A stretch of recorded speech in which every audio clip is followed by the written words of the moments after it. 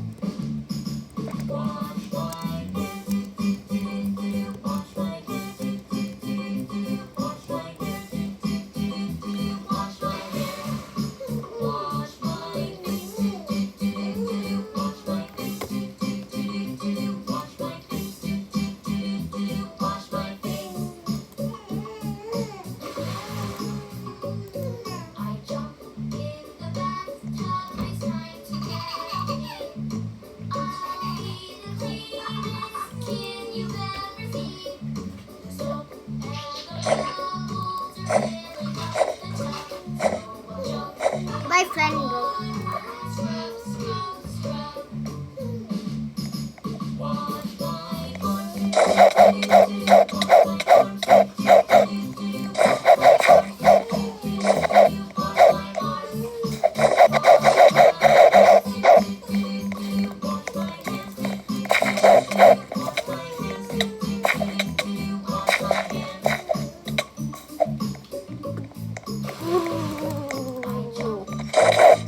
Ito lagi.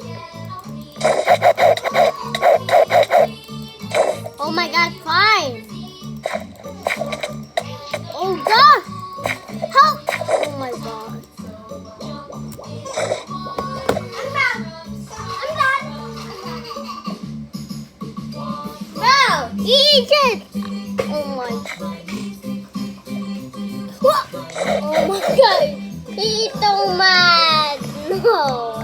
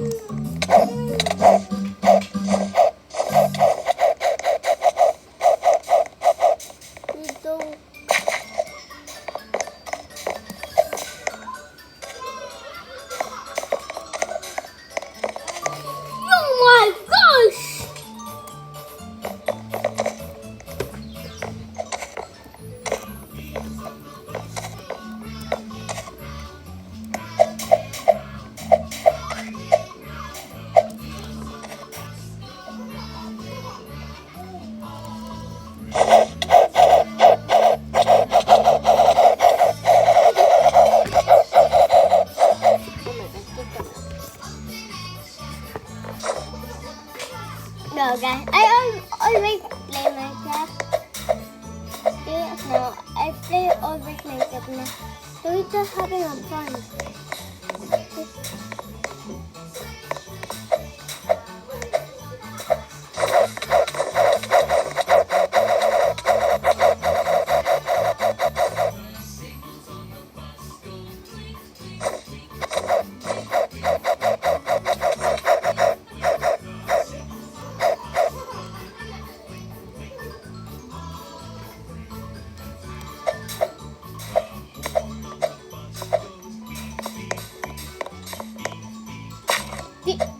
You did. Oh.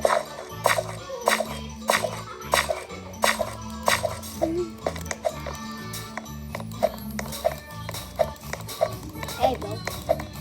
Hey, bro.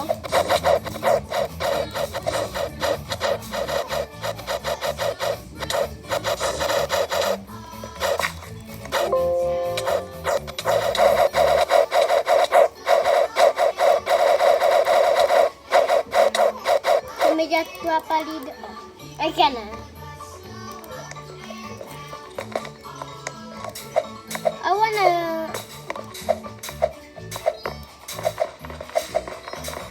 No. Why he's leaving? If I get...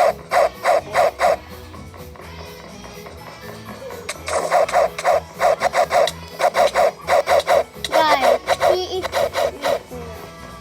He is sleeping. So what? He got to... Guys, he's on it. I don't trust this guy. He's so much. Oh my god, I'm going to kill you. I'm going to kill you. I'm going to kill you. I'm going to kill you.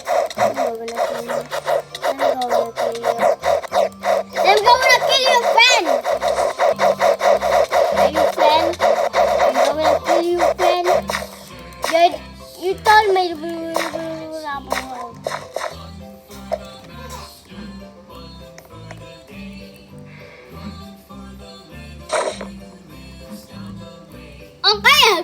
Okay. Can you come, okay, bro? Can you come?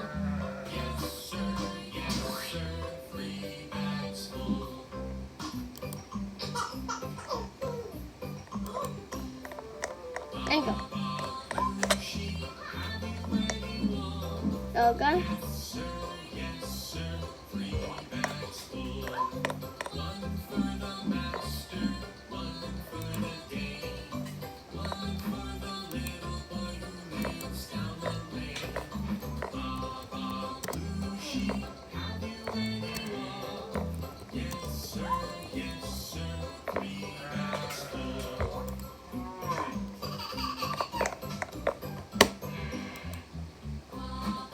So, I know you guys really love this story though.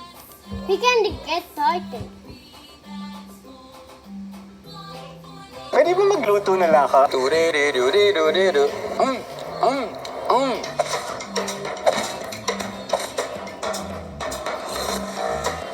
It's chicken wings with shrimp. I want to try it now. I see the leaves. So, dito what you guys. So, I already watched it. It's so amazing. You wouldn't believe, but I studied at the gamer school, Class B. And guess what it constitutes for? Yeah, right, Brawl Stars. In our school, we also had Class F, Fortnite, C, CSGO, and M, Minecraft, and also many other good quality games. We had our school teachers, brawlers. Each of them had their own strategies and swore on everything to be the best brawler in Brawl Stars. The more trophies you got, the closer you sat to the board. At that moment, I had 5,000 trophies, and my fighters were up to the strength 30, and everything's been quiet at school, until that terrible accident. It was a regular morning. We entered the classroom and saw a horrible picture. Our top 2 students were tapped to the floor. Somebody scared them to death, and on the board it was written, Guest 666. Yesterday evening, they stayed in the class till late. Nobody knew what happened exactly. I saw a cookie laying on the floor, but overlooked that fact. Bodies were removed from the classroom. The sign was erased. We left classes early and the school declared a mourning period. Everyone was depressed, and only the school guard managed to hold it together. He approached everyone with a kind smile, calmed us down and tried to keep it up. Everyone went home. That day I constantly thought about what happened, trying to understand. But after the unsuccessful attempts, I set to play Brawl. When I entered the game, I saw that exact nickname, which was written with blood on the board. Guest 666. Someone must have wanted to emulate the murderer. I decided to kick his ass for that prank, but I had weak teammates, so we lost. It's a pity.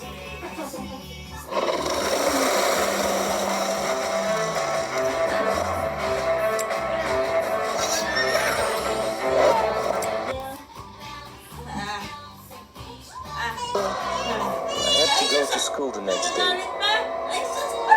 less people came to the class. We lacked the 2 murdered guys and 1 more person. Kostik, but I saw him yesterday.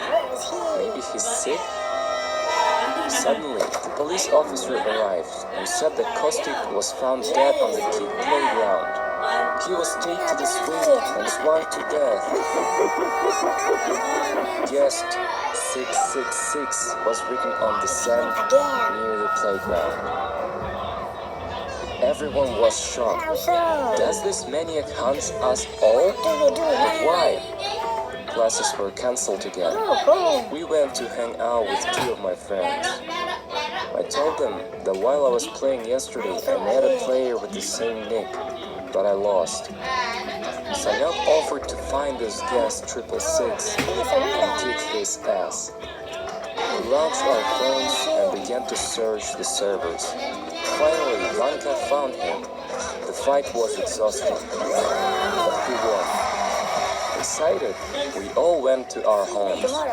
The next day came and I had to go to school again. There stood the police officer for our own safety. The officer told us that Ivan was killed yesterday in the elevator. This guest 666 take him to the floor of the elevator and send it upstairs. Could it be that this maniac revenged Vanya for losing, or this is just a coincidence? I told the officer about my assumption, but he only smirked and said that maniacs don't play any games. In the classroom, I sat with Sasha. He also thought something was missing, and together we decided to solve the puzzle and find that maniac. We installed a surveillance camera on that exact swing on the playground where Sasha died, and we began to search for that guest 666. Sashka found him first. He managed to win him, and we were ready for the attack. When the night came, we freaked out. We glanced back at everything and waited him to show up from behind some bushes. We waited until the very morning, but he didn't come. Strange. Could it be a mistake? We went to the school, sleepy. Sasha went to wash up, and I laid down to my desk to take a nap. I slept for the entire class. When I woke up, I realized that Sasha was missing. I went to look for him during the break time, and I found him dead in the bathroom.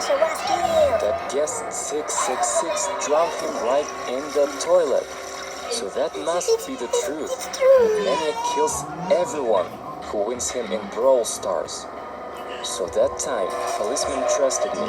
He told us not to play Brawl Stars and closed our classroom temporarily. We moved to the class M, Minecraft, and that was terrible. We had to play that boring game. Teachers told us to break blocks all day long. One of our own even threw up. And I was at loss. How could one play this for years? The police could not find the maniac, and we had to go to Minecraft every day. We began to degrade and to lose our skill. I felt like that couldn't last any longer for me, and I decided to find this guest 666 myself. I asked to leave earlier, sat down in the hall, and linked to the banned Brawl Stars network. And I was lucky as I bumped into that guest almost immediately, and I tried to pick him up. But I lost again. That very moment, I heard the screams of the school's guard. For some reason, he was celebrating. As I came closer to him, I saw these exact cookies from the crime scene on his table. I asked him if he played Brawl Stars, but he replied that he didn't, and hid his phone under the table. I suspected that he was the guest 666. I shared my thoughts with the police officer. He checked the guard's phone, but he didn't find any games there. And as to the cookie, that's not a reliable evidence. You could buy these from any store, he said. The guard was kindly smiling as always, and I thought that I was wrong about him. But I decided to check everything for the last time. Need to check this. An excellent idea came to my mind. In the evening, when everyone left from school, I stayed. I've set some traps like in Home Alone and began to search for guest 666. But as I found him, I could finally prove him, and without any delays went to check for guard's reaction. He wasn't at his place. I felt someone's gaze at my back, turned around, Who is that? and saw guest 666. This must be the guard, I thought. He changed his clothing, and I began to run up the stairs. Help me! The maniac ran after me, but the stairs were slathered with oil, and only I knew where to step. He slipped and fell heavily. Once he raised his head up, a chair landed right on his face. When he came to the senses, I have already hidden in the classroom. He grabbed the handle, but the handle was electrified, and he got a current running through his fingers. He was enraged when he entered the classroom, and he wanted to crack me down quickly. But he stepped on one of my traps, and a paint of bucket fell right on his head. I ran quickly to him and hit the bucket with the baseball bat, using all of my strength. He collapsed and passed out, but my success didn't last long. The school guard approached me and hit me with a taser, and he was still kindly smiling. He helped the maniac to get up, and the guest took his mask off. It turned out that it was his crazy gamer grandmother.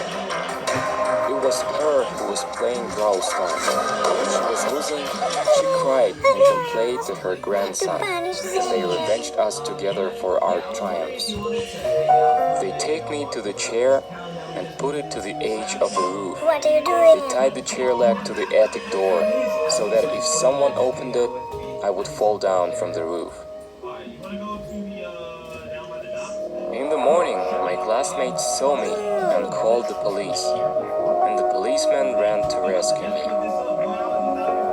No, wait! Sound of the game woke me up. I opened my eyes and couldn't understand where I was and what happened to me. My legs were in a cast and all my body hurt. A woman in a white robe came inside and injected some anesthetics. My pain went away, but the questions remained. I asked the nurse what happened to me, and she explained that I've been laying here in the hospital since I fell from the roof, that I have both legs broken, bruises all over my body, and also a contusion. I couldn't remember anything, even my own name, and I felt very bad about it. But then the nurse injected some more of the painkillers and left. The guy that laid in the room with me showed me a YouTube video in which I fell from the roof. It was terrible. Some woman rushed inside of the room and began to cry by my bed. It turned out that she was my mother, but I couldn't remember this either. I was taken to the doctor's office. He asked me a lot of questions, but I only had one answer for all of them. I don't remember. The doctor stated his conclusion. I had a memory loss because of the severe heat with my head. He said that if I want to gain my memory back, I had to be put under a great stress. Then came the policemen. They were very upset that now they couldn't learn who did this to me, because I still couldn't remember who tied me up on that roof. That was how my first day in the hospital went. The night came and patients went to sleep. A weird noise woke me up. My neighbor Ben was sticking something in my nightstand while mumbling something weird. I called him, but he didn't bother. Ben took the chocolate, sat on his bed, and began to eat it with his eyes closed. I realized that he was a sleepwalker. It looked super weird. I even took my phone and captured this and went to sleep. In the morning, I showed the video to Ben, but he wasn't surprised. He told me that he got here precisely because of that. He stepped out of his apartment window at night. Luckily, he lived on the first floor, and he only broke one leg. We laughed and went to have our breakfast. I took the wheelchair, while Ben took the crutches. We went to the first floor. A kind guard met us and helped to make it to the canteen, while another kind cleaner served us the food. We were very surprised of this service. It was a perfect hospital, but I felt like I have seen them both somewhere, this guard and the lady, but I could not remember. They had my least favorite porridge for breakfast, so I refused to eat. Ben ate my portion, and we went for a walk. Ben was a funny guy. He made jokes about himself all the time. Suddenly, he grabbed his stomach and fell down. I freaked out and began to shout for help. Doctors rushed and took him to the life support room. I went to my room, frightened, and sat there waiting for him. Suddenly, my memory began to come back. I remembered that I attended the gamer school and that my classmates were killed by the guest 666. Then I remembered the night when I was hunted by this guest and his accomplice, but instead of their heads and faces, I only saw cookies. The nurses brought Ben inside. He was all green. The doctor said that he was intoxicated with the rat poison. The policeman came inside and interrogated me about that. I told him that today Ben ate porridge for breakfast and that someone might have put the poison in there. But the policeman told me that he has checked the canteen and found no poison in the porridge. Then I told him about the guard and the cleaning lady and assumed that it was them who could poison Ben. The policeman sneered, but went to interrogate them.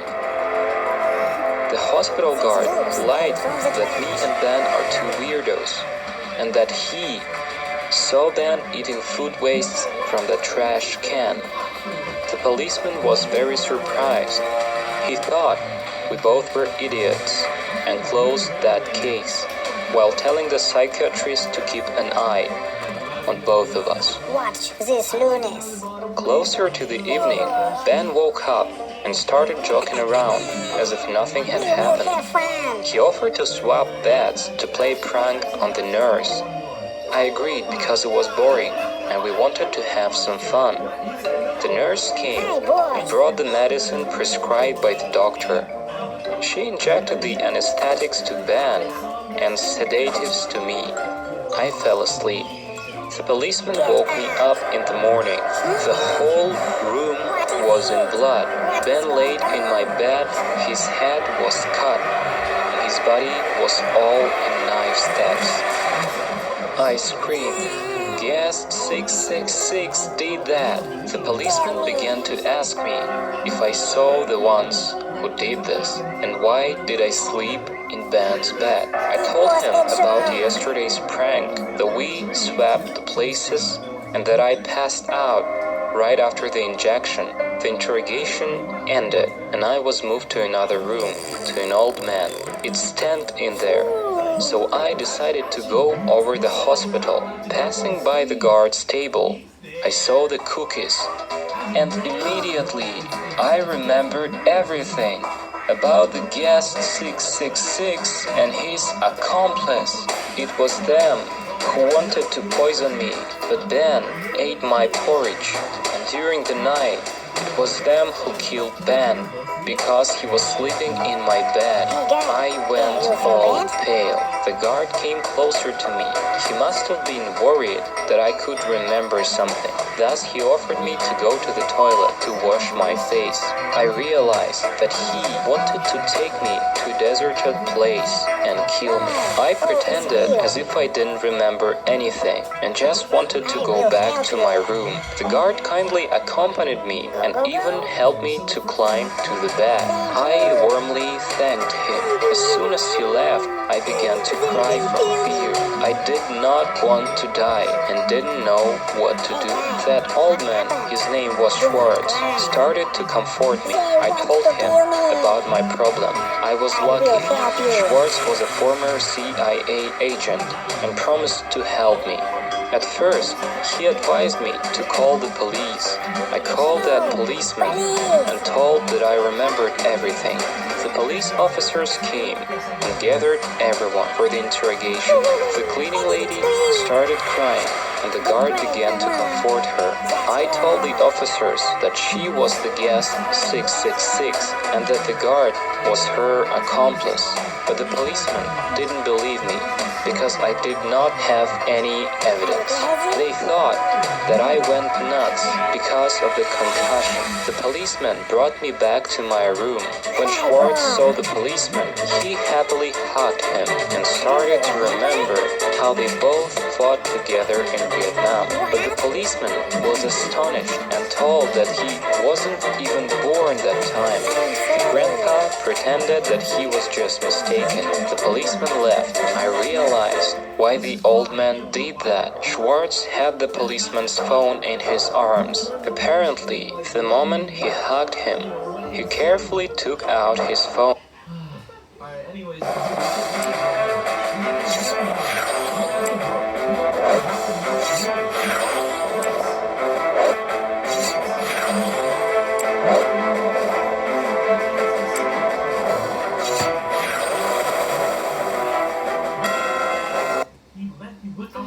Wait, what is this then? Wait, actually come down with me. I'm kind of scared now.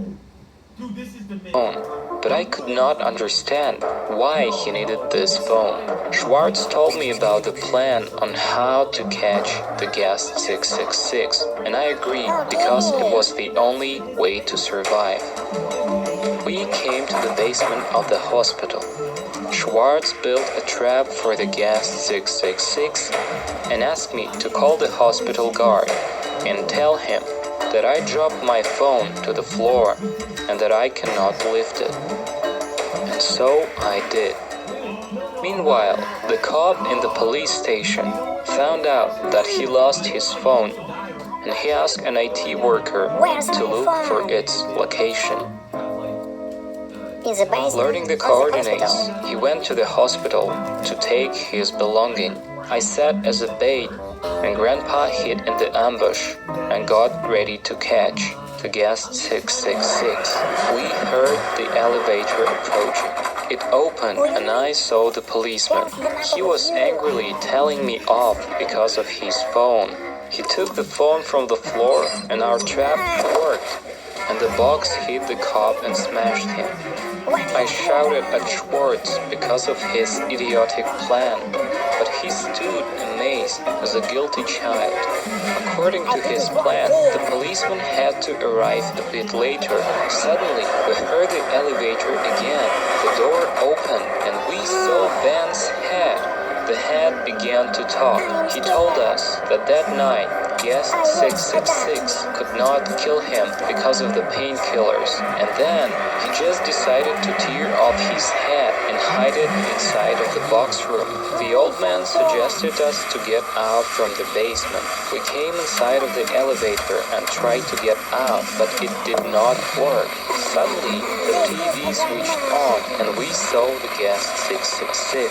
He said that if we want to survive, we need to activate the elevator. He also said that the first hint was inside of Ben's head. The water appeared on the floor. I understood that we would sink if we didn't get out of there. The water was arriving. Schwartz decided to act. He grabbed the hammer and smashed Ben's head. There was a key inside of it. This key opened the electric door. When we entered, I froze in fear. The activator of the elevator was my mother. If we switch on the activation, the current will go through her body. The elevator will start working, but she will die. Schwartz rushed to the switcher, but I grabbed him, and we both fell into the water. He wanted to switch on the activation, and I held him not to let him do that. The water kept arriving, and Schwartz drowned. I climbed higher and cuddled to my mom. I didn't know what to do right now. No, I won't leave you. Maria shut her eyes wide open, hit by a powerful electric current. Some strange guy stood right in front of her. A sign on his hoodie stated, "Anti-Gas 666. I don't remember. Maria realized that she was at the police station, but she could not remember how she got here. Another guy in a white robe entered the room. He opened his leather suitcase and began to think which of the 3 syringes he wanted to use. Finally, he grabbed the recoiler and made an injection. Maria's head started spinning, and all of her memories began to recover. She remembered herself when she was 15 years old, an apartment in the poorest neighborhood, irresponsible parents. She was left with no choice other than to spend all of the free time outside, and her one and only friend was Manson, nicknamed Ginger. He was the craziest hooligan in the city. His father was put behind the bars for murdering a policeman, and Ginger was truly proud of that. Also, Maria remembered that Ginger had a habit of stealing sweets from the supermarket and giving them to her. He didn't like sweets himself, but he loved to eat raw meat, covered with blood. Maria didn't particularly like Manson's behavior, but deep inside of herself, she hoped he would change and become a decent person. Once, Ginger went to the shop as usually to steal something, and Maria was waiting for him outside. Suddenly, the guy ran out of the supermarket. The policeman ran out a moment later, chasing after him. They ran passing the road into some alleyway. Masha ran after them. There, Masha saw Ginger pointing a gun at the policeman, while the officer stood with his hands raised in the air, asking not to shoot him. Ginger's face was somehow strange to Masha, and he fired. The policeman fell down to the ground, wheezing. Masha ran away from that place. She locked in her room and hid under the blanket. A little later, a group of policemen came to their house and started interrogating her and her parents. The officers asked if they saw this boy and if they knew where he was hiding. They replied negatively, and the officers left. The night came, and Masha went to sleep. She was constantly tossing and turning and couldn't fall asleep. Suddenly her phone rang. She shuddered and replied. It was Ginger. He was hiding in the basement of the building she lived in. He didn't have any food and was asking Masha to bring something to eat. Masha couldn't refuse to help her best friend, and she began to help him. She was stealing last slices of bread from home. She was starving herself. A week later, Ginger became bored of just sitting in one place, and he asked the girl to bring him some books from the library. With time, he got hooked on the books, and during 2 years, he read all of the books from the city library. Once, Masha brought him some books on psychology of manipulation and hypnosis. As Ginger read these manuscripts, he got an idea of how to control others' consciousness. One day, Maria got into big trouble. Her parents were murdered by some street hooligans. The girl fell into depression. She suffered badly. She stopped eating and drinking. Ginger decided to use her stake in order to draw her into his cult. It was called the Cult of Free Guests 666. Their main goal was to revenge their own offenders. Manson found Maria's parents murderers and forcefully brought them to the basement. He took out a knife, gave it to Masha, and ordered her to kill them. She obeyed, killed both of them, and felt relieved. She didn't even notice that she entirely forgot her past and became a part of this cult. As the time was passing, the cult was growing and consolidating. Manson was successfully brainwashing them, issuing the uniforms, and they were becoming the new Guest 666. In order to ensure the safety, nobody saw no one's faces. As a true manipulator, Manson convinced them they were the chosen ones and that they had to clean the city from those who didn't respect them. One old man from the cult complained that people didn't want to give up their seats to him in public transport, and the cultists began to kill the citizens who didn't wish to be polite in buses. Another gamer old lady was constantly losing in Brawl Stars and was killing all of the other gamers together with her grandson. One saleswoman from the supermarket was punishing every rude customer. The criminals were leaving their signature on every crime scene, which was written with blood of the victim. The police was unable to catch any of the cultists, and thus they had to establish the whole new department, Anti-Guest 666. Colonel Blatt was in charge of this special department. First off, the colonel decided to check the library. There, he learned that some strangely looking girl was taking a lot of psychology books. Blatt set up surveillance after Masha and found out that she was constantly visiting the basement of her apartment building. Coincidentally, this place was a meeting point of a group of some weird characters. The police forces looked out for the moment when the cultists would gather all in that place to start the raid. They threw a number of gas grenades inside of the basement and began to storm. Half of the cultists managed to escape to some specially prepared tunnel together with Ginger. When the SWAT group entered, Manson locked the door which led to the tunnel, while Masha and the remaining cultists lashed out at the policemen with knives in their hands. They had to be liquidated, and the only person survived was Masha. As her memory recovered, Masha was shocked. Could she really be a part of a cult? Could she murder these people? The doctor made it clear for her. He explained that Ginger was purposely looking for the people who lived under the constant stress, as they were the easiest to brainwash. Blatt showed her the video surveillance footage.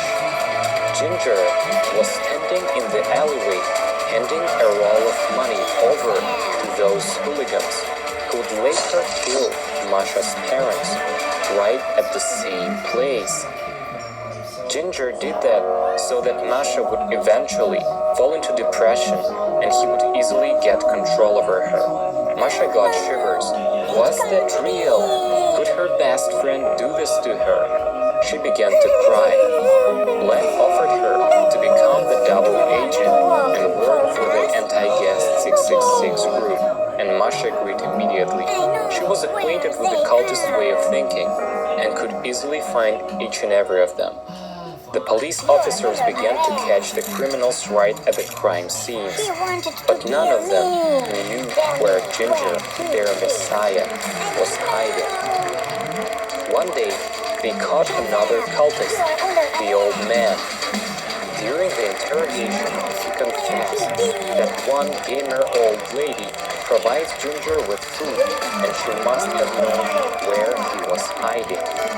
The police set up surveillance after the last cultist. This mad old woman wanted to kill me, but I survived and ended up in a hospital. The Anti-Guest group realized that she would try to finish me off as I was the only witness, and they began to monitor the entire hospital. Masha, disguised as a nurse, made the injections and looked after me, waiting for the gas attack to catch him right at the act. And when me and my mom were trapped underwater, Masha Masha saved both of us. She swam to us, brought the oxygen masks, and put them on our faces. The police officers managed to get rid of the water, while the old woman and her grandson were arrested at the crime scene. During the interrogation of the police station, the grandma refused to name the location where Ginger was hiding, but the doctor made an injection of truth serum, and she told them everything. Gleb was freaking shocked when he learned that Ginger's new shelter was situated right at the basement of the police station. All of them rushed to the basement, but of course Ginger had left already. Also, the basement was mine. One of the TV screens turned on. It was guest 666. He was laughing at them.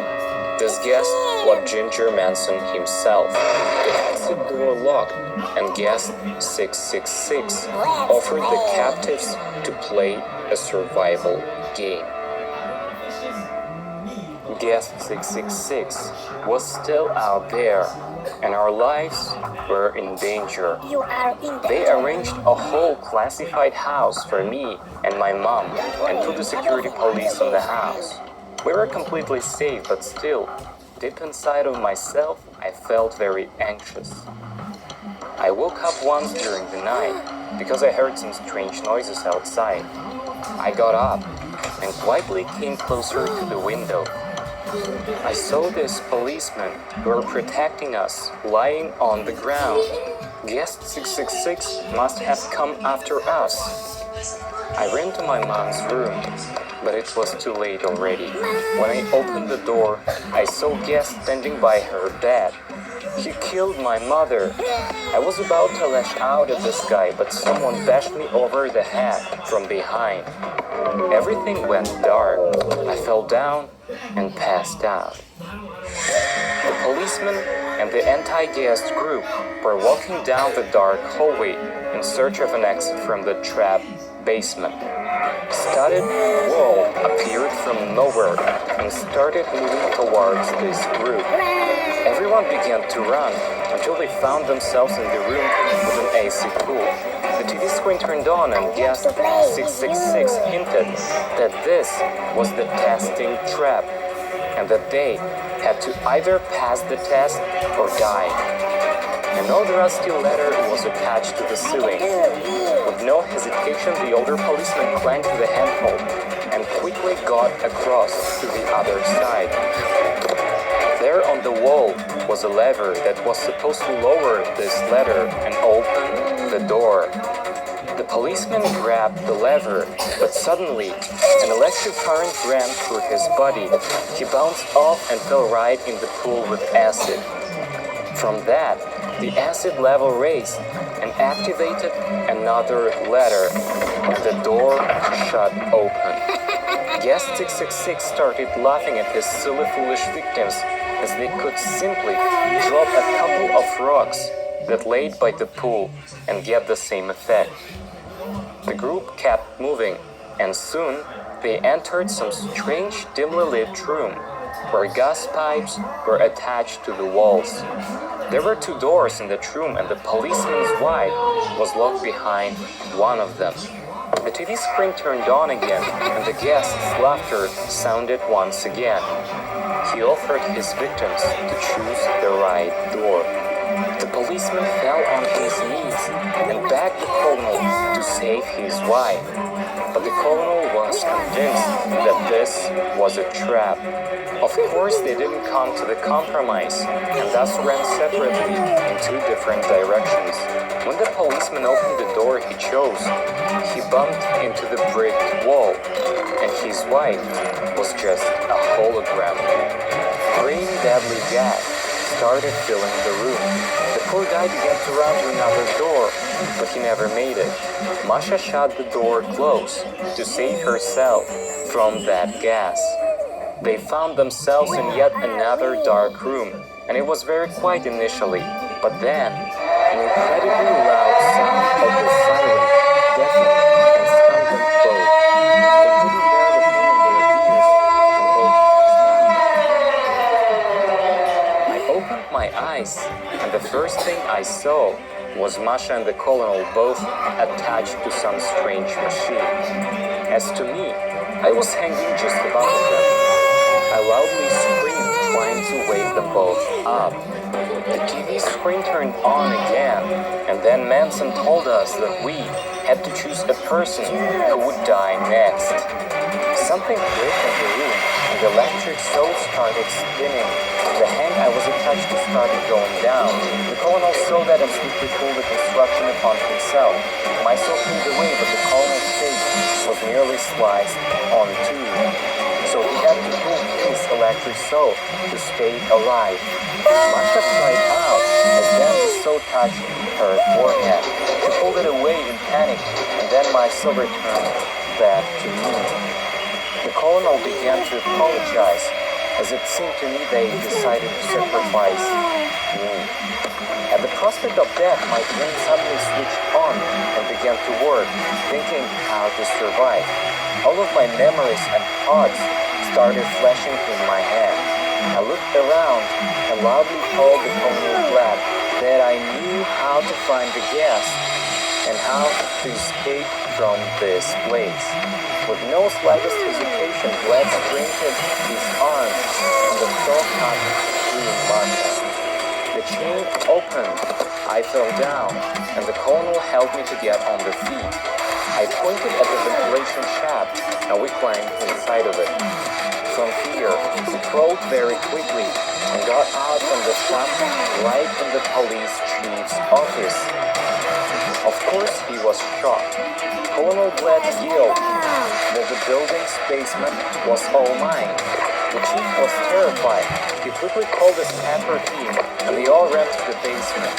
But neither bombs nor the monitors were there upon the group's arrival. It was the most ordinary basement, and there was a wall instead of the door. The colonel grabbed a wooden chair and began to batter the wall, trying to show everyone that he was right. I was also trying to explain and convince them that we really were in the gas trap, but the police chief didn't want to listen, and we had to leave. As soon as we left the building, the colonel grabbed me by the collar and demanded the promised information. I told him that when we were attacked, while we hid in the classified house for witnesses, I saw a police radio hanging on one of the guests' belts, and also there was a number on that radio. Glad went all pale. He couldn't believe that. It was the police chief's radio. It became clear how exactly they managed to find the classified house. Suddenly, the colonel began to smile, and I didn't really understand what was going on with him. But then he bent over to me and whispered to do as he did, to smile and pretend as if we were just having fun. Then we went to the park. I tried my best to repeat everything precisely after Glad. We bought some ice cream and got on the merry-go-round. And only then, the colonel whispered the reason of our behavior in my ear. I started shaking. We were in a big trouble, but we had to keep it together and stay in a crowded place. But as it was getting late, the people started leaving the park, and the number of guests who were following us raced higher. We freaked out and began to run right to the colonel's house, but they had been waiting for us in the corridor. Glad took out the gun and killed these two guys. I took their masks off and saw that these two were the professors from my own school. The colonel realized that we needed to quickly wear their costumes. As to the bodies, we dragged them inside the Glad's apartment. He poured everything with gasoline and lit it. The apartment ignited immediately. When we came out of the building, the two guests approached us. The colonel told them that the job was done. These two congratulated us and escorted to the minivan that was waiting for us on the opposite side of the road. We climbed inside and headed to an unknown destination. But when we reached the point, the colonel was terrified as he knew this place. We quietly got out of the car and entered entered the house. The meeting was still going. Manson was giving a speech to all guests and to the police chief that a perfect life is awaiting for them after their death, and they all believed in that. Some shaggy, harmless bum was sitting in the chair tied up.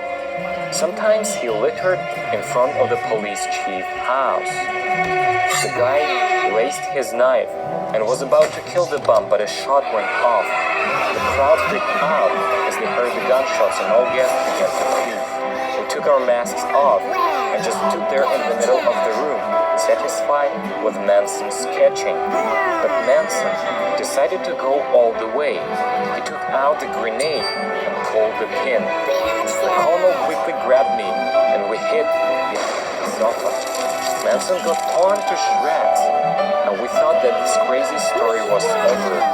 But suddenly, Manson's father and his grandmother entered the room. Eating a bomb.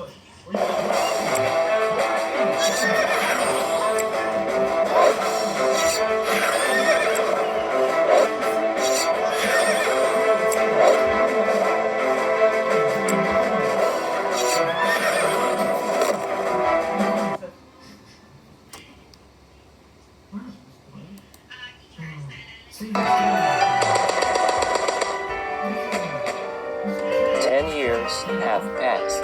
All the time, I've been studying at the University of Innovative Technologies. I applied for a security guard's position at my own university and organized a secret laboratory in the building's basement. My time machine was almost ready, but I couldn't get plutonium, which was the crucial part for its launching. I heard some time ago that they had some plutonium here in the chemistry lab, and once during one of my night shifts, I waited until everyone left, sneaked inside the lab, and took that plutonium. But suddenly the chemistry professor entered the lab. She must have forgotten something and caught me right on the crime scene. She took out the phone, trying to call the police, and I was begging her not to. I explained that I wanted to steal that plutonium only because I wanted to save Roblox from its complete destruction. The chemistry professor, her name was Eladiel, didn't believe me and asked for the proof. I invited her to my lab in the basement and told her everything about the free gas 666 cult and everything about the hooligan Manson who established it. Being wanted for the policeman's murder, he'd been locked in the basement for several years, self-educating himself in psychology and learning how to manipulate people. I also told her I was nearly murdered during my school years by one granny from the skull, and how I was lucky to survive and get to the hospital.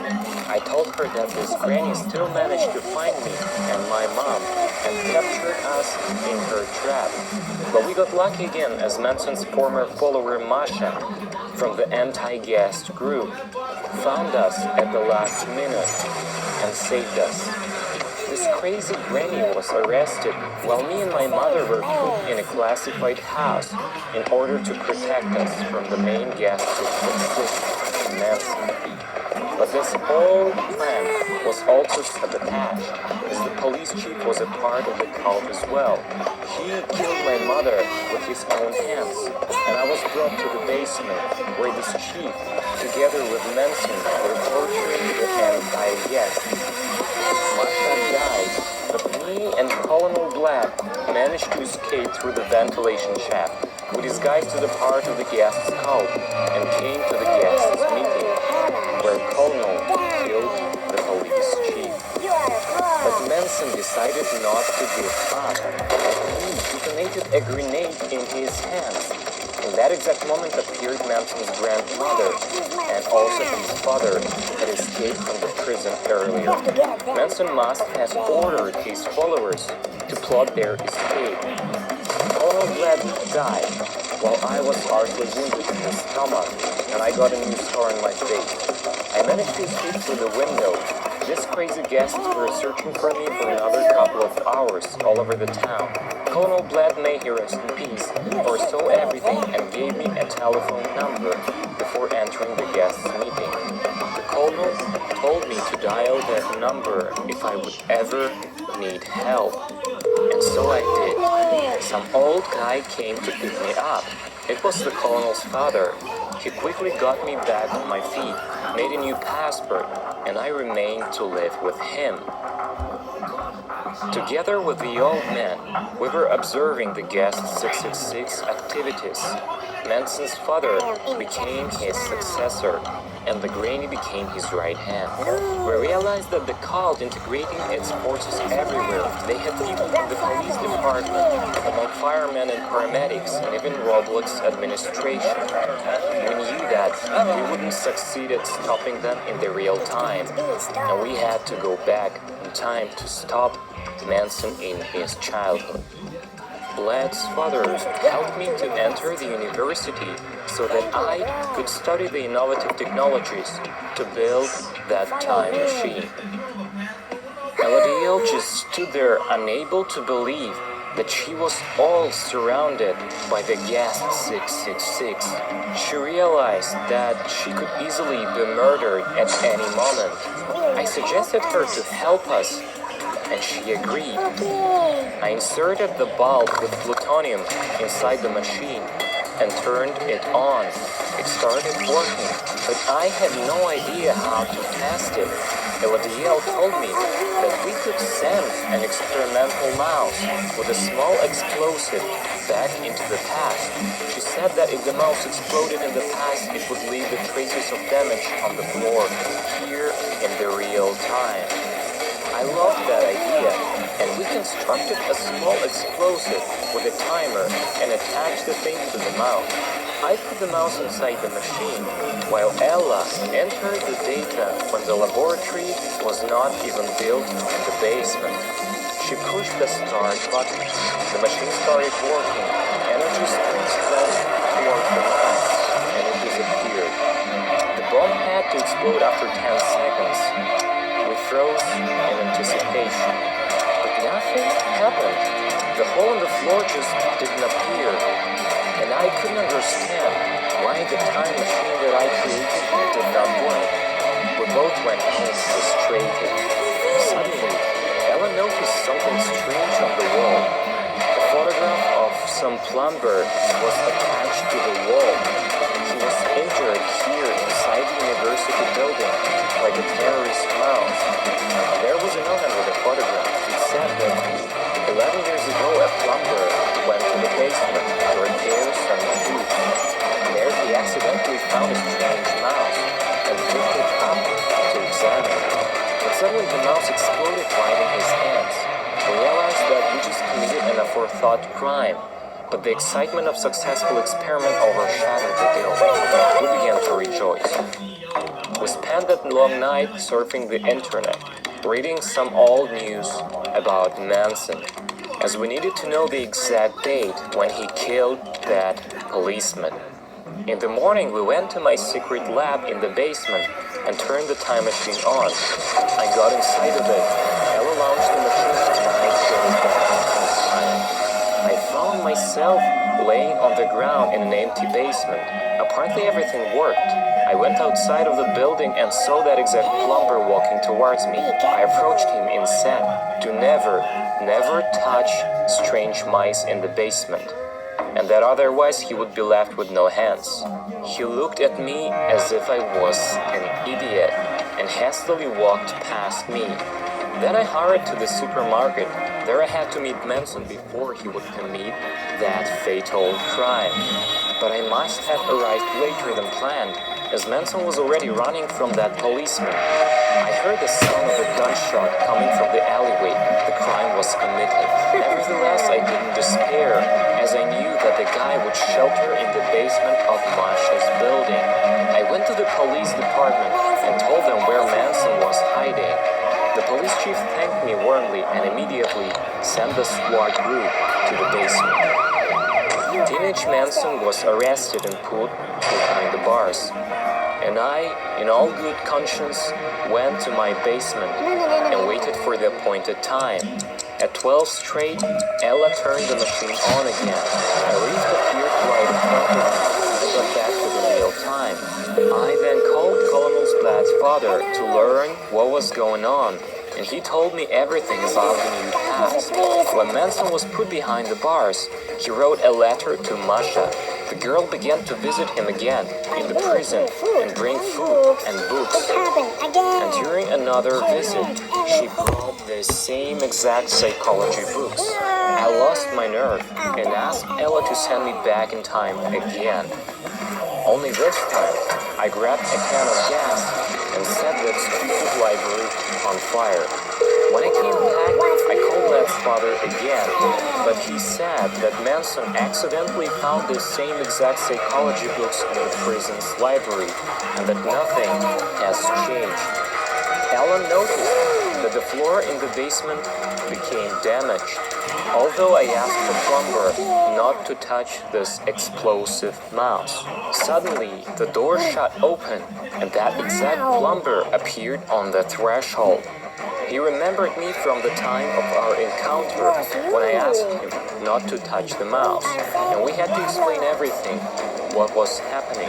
Plumber's eyes got round. He crossed himself and said that he also wanted to help because his family died of the gas 666 hands.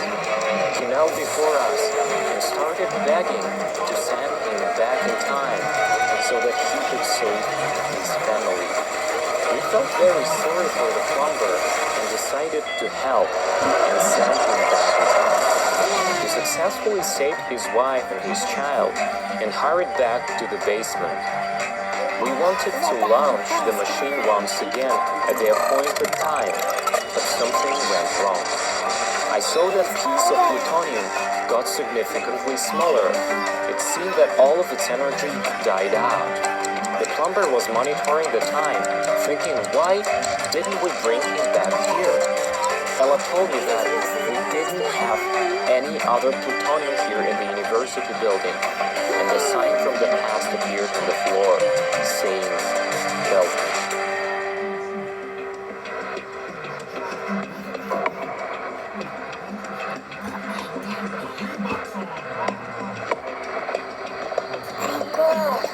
The night was cold, and it was our advantage, because the dogs that protected this military base were trying to get warm in their kennels.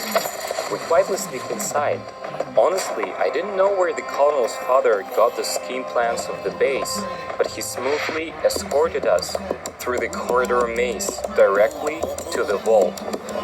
There stood huge bulbs with all kinds of different substances inside. We found plutonium among them and packed our backpacks fully. When we got back to the fence where we left Ella, we saw a group of guests headed by the granny. They grabbed us, put the blindfolds on, and took us to the unknown destination. We had a really long drive, but I had no idea where they were taking us. I only heard the iron gates opening, dog barking, and some people talking to each other. When they took the blindfolds off, I realized that we were in the guest's secret lair. It was a whole base camp with a fence and its security. Also, there stood several vans for their prisoners' transportation. A huge fire was burning in the middle of the base, and the cage was hanging just above it. It seemed like it was Roblox Apocalypse Base, where the guests were killing civilians. They tied us to the poles. Manson's father came out of his shelter, and this exact plumber was walking next to him. He became a guest 666 as well. Manson's father demanded us to tell him where the time machine was. He wanted to go back in time to save his son. Colonel Blad's father shouted that he would never tell where he hid the machine. Oh yeah, guys, I almost forgot to tell you. After the unsuccessful attempt to return the plumber on time, and after seeing the writings on the floor, we realized that we had to leave this basement immediately because the guests from the past learned that we had the machine, and they knew where we were hiding it. We transported the machine to another location, hid it, and went to the military base for plutonium. When guests arrived to the basement, the only thing they found was a smiley face. Manson's father stabbed the old man with his trident and threatened me. But I knew that they would kill us anyway, and thus I definitely told the main guest to go to hell. He smirked and ordered to shove Ella inside the cage and roast her together with other prisoners. Ella screamed and cried loudly. I started panicking as I liked her a lot and didn't want to lose her. I agreed to save his son in the past, but with only one condition. A plumber had to come with me. Manson's mother said yes. They untied me, gave me one piece of plutonium, and we headed to the hiding place. The guest's leader turned out to be dumber than I could imagine. He simply sent his followers to track us, so that I led them directly to the machine. I tried to talk to the plumber, tried to ask if he remembered his family, his wife and a child, but he just walked quietly like a zombie and didn't answer any of my questions. That was the moment when I remembered something very important. Bled told me once that if the guests get electrocuted, he will snap out, and there is a slight chance that he will wake up from his hypnosis. But I had no idea how to do that, and God must have heard me, and it started raining. I heard the thundering. Not too far from us, I saw a lightning and offered the plumber to wait out the rain. He agreed immediately, and we quickly ran to the nearest tree. I knew that one shouldn't stand under the tree in a storm, because a lightning can strike that tree, and a powerful electrical charge will run right through your body. And that happened. The lightning struck the tree we stood under, and the plumber got electrocuted badly. I ran to him, but what I saw was not a plumber, it was a charred skeleton. The guests that were following us saw everything and ran to chase me. I quickly crossed the road right in front of the truck. It was going so fast the driver didn't have time to brake. They were crushed. It was my chance. I went to save Roblox on my own. We hid the time machine right under the guests' noses in their old meeting basement. I inserted the plutonium inside the flask and launched the machine. Meanwhile, Eladiel was trying to get out of the cage.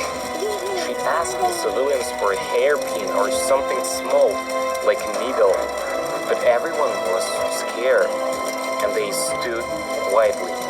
She noticed that one of the guys had his glasses and simply borrowed them. Then she made a hook from one of the glasses' handles, easily unlocked the cage, and got outside. Another two guys went with her, but all the others were still afraid. Meanwhile, the guests that were supposed to look after the cage just sat by the fire toasting breadsticks. The escapees almost sneaked out of the base camp, but suddenly, one of the captured civilians yelled that some of the prisoners wanted to escape. The guests mobilized quickly and captured Eladiel once again. The snitch that raised the alarm was accepted to the ranks of guest 666. He pulled the lever with his own hands, and the cage fell into the fire. I am no longer fueling my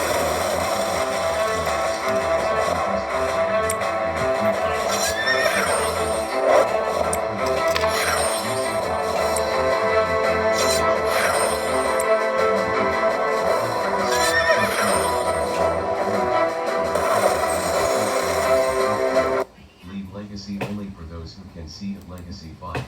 Protocol animation. It was a calm summer day.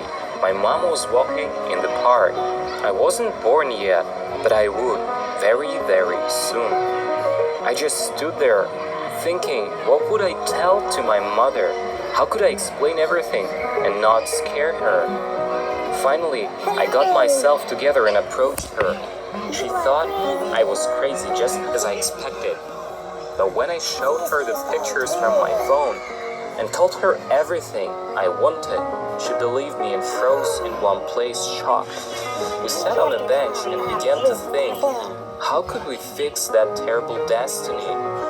My mom offered me to visit Manson's family to see how they were living. When we came to their house, we saw a horrific scene. A very young boy, Manson, stood by the doorway, hugging with his father, watching the nurses carrying Manson's mother to the ambulance. Her face was covered, which meant that she died. This must have been the exact reason why they became so malevolent. We came closer to them to express our condolences to them, but Manson's father yelled at us as a wild dog and headed to the apartment. Manson remained outside. He just stood there and cried. Mom gently hugged the little boy and he calmed down. All three of us went to the apartment to clean it. I made some soup for dinner and set up the table. Manson's depressed father felt a little better and joined us. After this first meeting, we began to visit them every day. There I also met young Masha. With time, my mom and Manson's father became very good friends. I didn't have my own father, and thus Mom moved to Manson's dad, and they started living together. Then I was born, and guess who was looking after me and bringing me up? I hoped that I fixed everything, and I had to go, because I set the time machine on auto-launching earlier. The rift appeared just in time. I went in, got back to my time, and didn't recognize the basement. It was very bright and clean. Sewing machines stood on the wooden tables and Masha was going around commanding her workers. She was very happy to see me. I asked her where Manson and his father were. She looked at me with astonishment and said that Manson was walking in the park with their kids while his father was on duty in the police department. My mom entered the room. We looked at each other with slight smiles. Only me and her knew the real past. I remembered about Ella at Yale and ran to the university, but the rector told me that Ella wasn't studying there anymore. She became a blogger and now was occupied with making games in Roblox. Guys, this is an absolute truth. I'll leave a link to her channel under this video. You guys can subscribe and play our most favorite game, Roblox, together with her. Pick it up, pick it up, pick it up, pick it up. You see the drip, yeah, I fit it up. Hop in my car and the giddy up. Secure the bag, yeah, I get the bus. Pick it up, pick it up, pick it up. You see the drip, yeah, I'm fitted up. Hop in my car and the giddy up. Secure the bag, yeah, I get the bus. Pick it up, pick it up, pick it up. I've been on the flex since flex on. Neighborhood all in your eardrums. I ain't never scared like Bone Crush. Boy, I got God, don't fear none. My line busy, take no calls. Feels like I don't have no flaws. Snakes in the grass, cut those off. Yo, squad shit, you might bros raw.